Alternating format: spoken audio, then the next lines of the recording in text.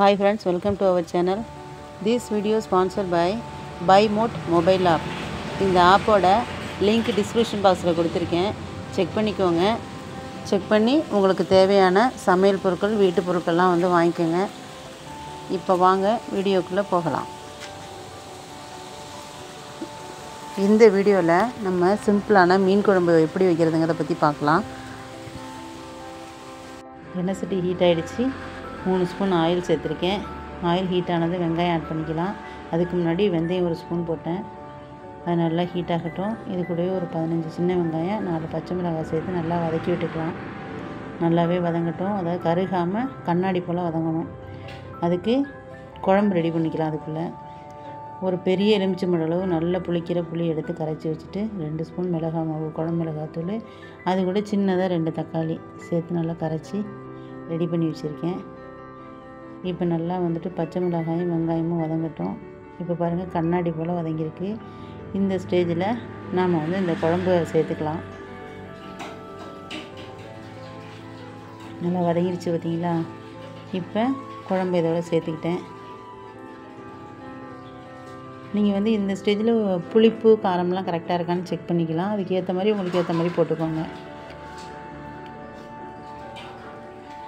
நல்லா கலந்து விட்டாச்சு. நான் டெஸ்ட் பண்ணி பார்த்து நல்லா இருக்குது செக் பண்ணதில். இப்போ வந்து நல்லா மூடி வச்சுக்கலாம். மூடி ஃபுல் ஃப்ளேமில் அடுப்பை வச்சுக்கணும். மூடி வச்சுட்டேன்.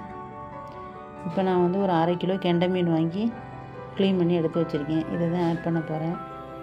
இது வந்து ஆற்று மீன் சொல்லுவோம்ல, அந்த மீன், அந்த கெண்டை மீன். இப்போ அடுப்பு ஃபுல் ஃப்ளேமில் இருக்கணும். ஏன்னா மீன் போட்ட பிறகு சிம்மில் பண்ணுற மாதிரி இருக்கும். இப்போ அடுப்பு ஃபுல் ஃப்ளேமில் இருக்கட்டும்.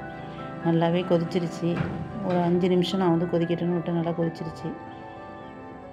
இப்போ வந்து பார்த்திங்கன்னா இதில் உப்பு தேவையான அளவு உப்பு ஆட் பண்ணிக்கலாம்.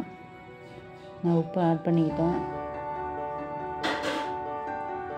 இப்போ பார்த்திங்கன்னா மீன் குழம்புக்கு வந்து எது நல்லா ஸ்பெஷலாக டேஸ்ட்டாக கொடுக்குன்னு பார்த்தீங்கன்னா ஒரு சின்ன வெங்காயமும் 1 ஸ்பூன் சோம்புத்தூள் ரெண்டையும் நல்லா இடித்து வச்சுருக்கேன். அதை இதை விடவே ஆட் பண்ணிக்கிறேன். நல்லா இப்போ ஓரளவுக்கு குழம்பு வந்து சுண்டி வந்திருக்கு பாருங்கள்.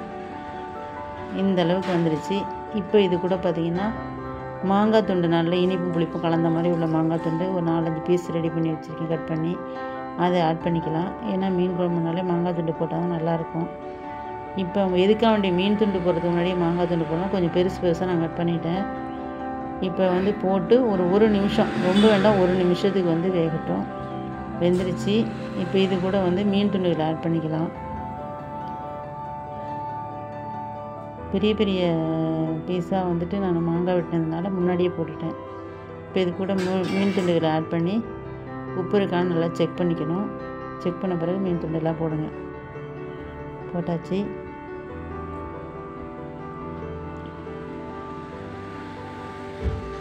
இப்போ வந்துட்டு கரண்டியால் அப்படியே கலந்து விட்டுக்கலாம். கலந்து விட்டு க்ளோஸ் பண்ணி வச்சுக்கணும். க்ளோஸ் பண்ணி வச்சுட்டு ஒரு 5 நிமிஷம் நல்லா ஃபுல் ஃப்ளேமில் அடுப்பு இருக்கட்டும். சிம்மில் வேணாம். ஃபுல் ஃப்ளேமில் வச்சுட்டு மூடி வச்சுக்கலாம்.